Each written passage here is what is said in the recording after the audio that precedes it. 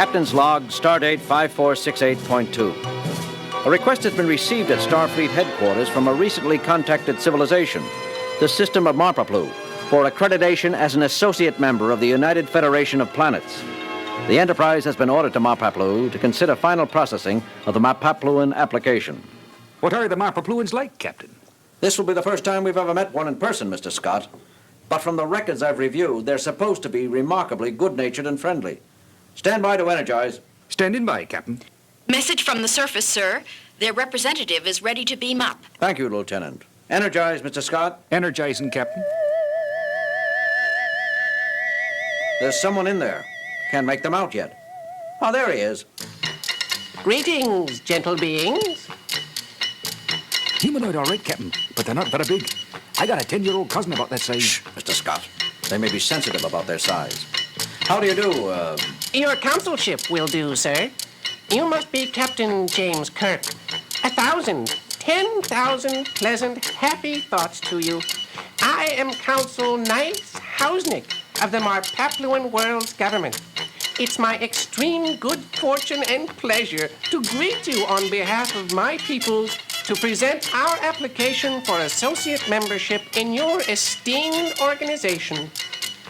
What do you think, Spock? They are evidently as friendly as their communications indicated, Doctor. I'd say the Marpapluans will be a good addition to the Federation. I extend the good wishes and greetings of my government to all the citizens of Marpaplu and welcome you, Consul Hausnick, aboard the Enterprise. Would you like to see what your world looks like on a Federation cruiser scanner? Oh, yes, of course I would. This way, then. Mr. Spock, Dr. McCoy, if you'll accompany us to the bridge. Wonderful. This is wonderful. This is where your ship is controlled from, then. Correct, your consulship. Over there you see engineering. That is the helm, Lieutenant Sulu, currently on station. How do you do today, sir? Just fine, thank you. And back here is communications, Lieutenant Uhura in charge. A great pleasure, madam. That is a female of your species, Captain? Yes. I am charmed beyond words, Uhurashi. Me too. And this here must be the captain's position. Correct again. These switches and controls here on the arms of this chair, what are they for? Well, if you activate these here... if you press this one... Jim, are you all right? I'm fine, Bones. What makes you think anything is... wrong? Captain, despite Consul Hausnick's good nature, I fail to see the reason for such unwarranted hysteria on your part. It is not in keeping with diplomatic traditions of first contact. Mr. Spock, are you accusing me of improper conduct at a serious time? And I see what you mean, Spock. Perhaps something is wrong. Wrong? Wrong? What could be wrong? Nothing, your consulship. I assure you, everything is perfectly all right. Isn't it, Bones? I don't know. What are you scratching at, Jim? Scratching, Bones? Yes, you've been scratching at yourself. At your side, under your arms, around your waist, ever since we entered the bridge. Aren't you aware of it? Well, I guess I... There! You did it again. It's almost as if you... As if I was, Bones. As if you... You too, Doctor? Me too what, Spock? Captain, something very peculiar is going on. I think... Just a minute, Mr. Spock. Bridge captain speaking. Engineering, Scott here. Go ahead, Scotty. Is something funny, Captain? Please, Scotty, go ahead and report. Standard engineering status update, sir. On Warp Engine 1, minor repairs completed. What was that, Mr. Scott? It's only... Mr. Scott, you may deliver your report when you regain control of yourself. Until then... But, Captain... Bridge, out. I must apologize for that, Consul Hausnick. Apologize? What is there to apologize for, Captain? The standard of efficiency on a Federation cruiser is normally... Definitely something peculiar here. Captain, should I? What's so funny, Lieutenant? I don't know, Captain. What are you scratching at? Captain, something is very wrong. I can see that, Mr. Spock. Sulu, Uhura, Everyone on the bridge is laughing themselves silly, and I can't see what's funny about it. However, I do have this peculiar crawly feeling. Crawly feeling, Captain? I have it too. Council Hausneck, I wonder if you would accompany me to sick bay for some tests. I don't mean to offend you, but... Bones, the diplomatic situation we have here. Captain, reports are coming in from all over the ship, every deck and section. Outbreaks of uncontrolled laughter accompanied by persistent itch-like tickling all over the body. Several sections already report that their operating efficiency has been affected by the mounting hysteria. Thank you, Lieutenant. Keep monitoring the situation and report if things become more serious. Aye, sir. See, Jim, there's no avoiding it. No need to be concerned, Captain Kirk. I'll be happy to go along with Dr. McCoy. Is there something the matter? There is, but it may have nothing to do with you, your council ship. But you greeted Captain Kirk first, sir. Let's go down and check it out.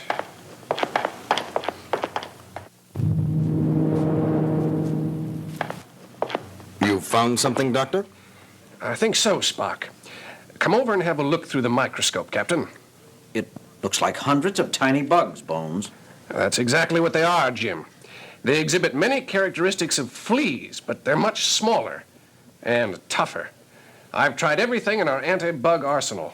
Our most potent poisons don't even make them sleepy. Now, the first sample was taken, with his kind permission, from Council Hausneck's skin. This one's from my own epidermis. Bugs? Let me see. Why, they're only Meegees. Meegees? Naturally. Everyone has his own quota of Meegees. Don't they? Don't you?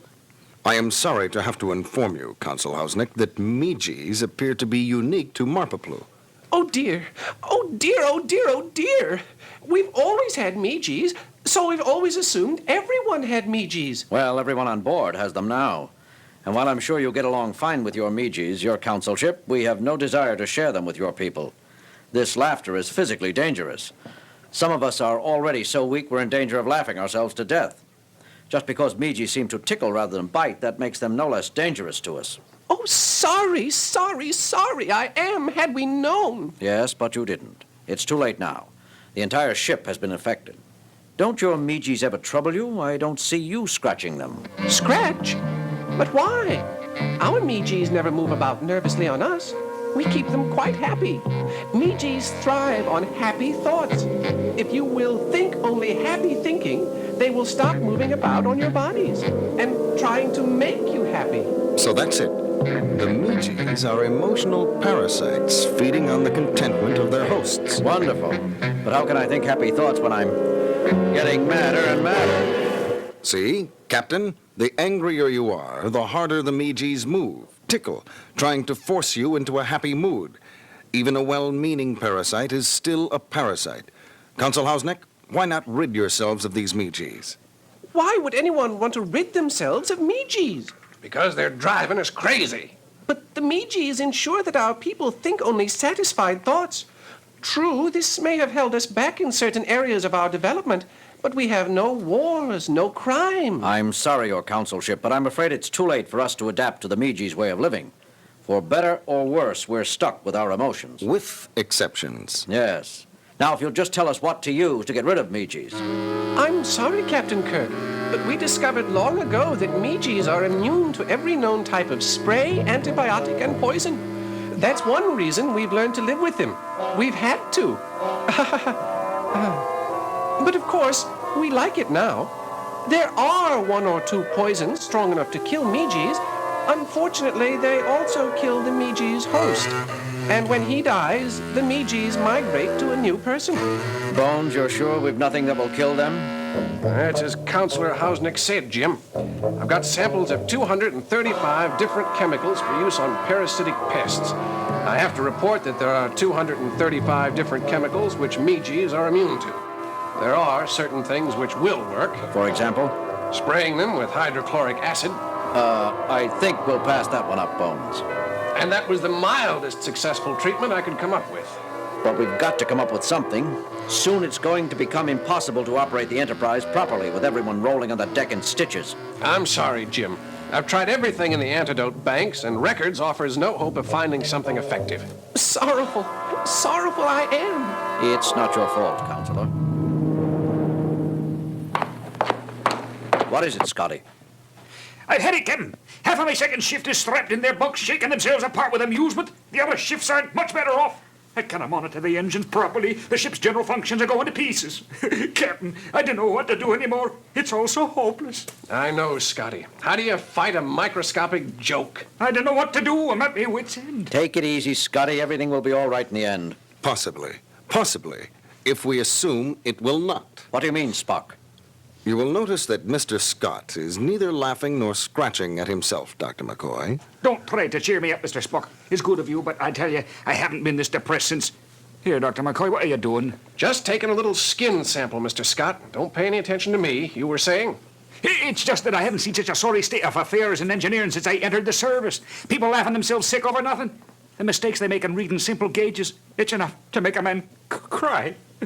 Excuse us a minute, Scotty. Jim, Spock, take a look at this. Don't stop, Scotty. We're still listening. It looks like the Meeges, but they've stopped moving. They're dead. But how? Why? Scotty, Yes, Captain. have you exposed yourself to any strong radiation since the counselor came on board? Why, no, sir. Nothing like that. Why do you ask? You haven't worked in an irradiated chamber or handled any radiant materials? No, Captain. Only my usual duties. And they're definitely dead, Bones. I just don't understand how. Wait a minute, Jim. Counsel Hausnick, you confirmed that the Meeges were emotional parasites. You said they feed on happy thoughts and pleasant musings. That is correct, McCoy Doctor, sir, but... Now, don't you see, Jim, that's it. Mr. Scott's been so depressed and saddened from the beginning of the epidemic that his sadness overwhelmed his Meeges. He starved them to death for lack of laughter. Bones, I think you're right. You must be right. Captain, I didn't understand. That's okay, Scotty. Just keep on being miserable. Now hear this, all hands. This is the captain speaking. The plague of laughter which has infected the Enterprise is caused by a tiny bug called a Meege, brought up from the world below us. These invaders can be destroyed. They feed on laughter. Everyone is therefore directed to think only sad, unhappy thoughts. This is an order.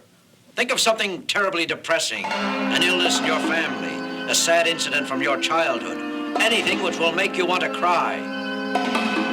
You know, Bones, that was the saddest order I've ever had to give.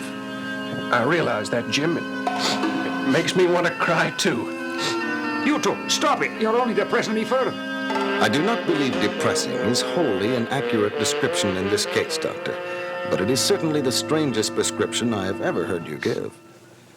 Jim, I don't feel like laughing anymore. I think that did it, Bones. It worked fast. Probably the Meeges aren't ready for such concentrated misery. They get only happy thoughts on Marpa Blue. Isn't that so, Counsel Hausnick? Yes, of course, Captain Kirk.